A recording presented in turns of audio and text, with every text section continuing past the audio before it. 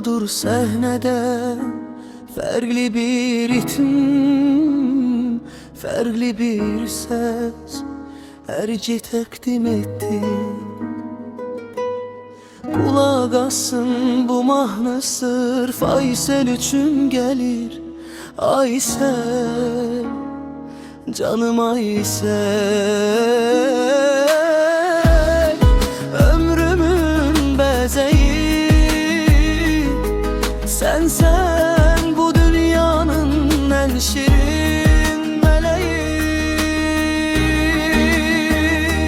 Gülüşün bir alem, bakışın bir rüya, seninle güzeldir inan ki bu dünya.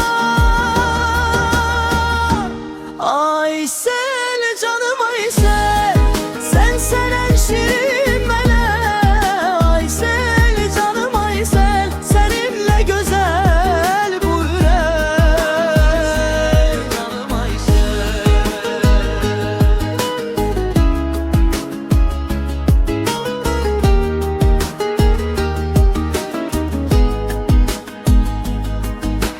Adımını atanda çiçekler açır,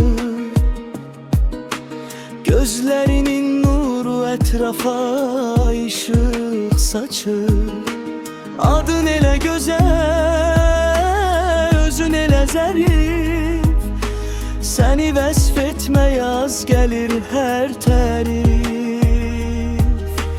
Gecenin ay tek parlayır üzün, herkesi heyran edir o şirin sözün.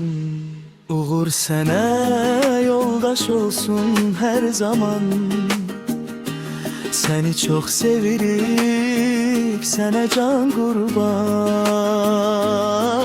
Aysel, bu sevgi senden eski olmaz, senin adın düşer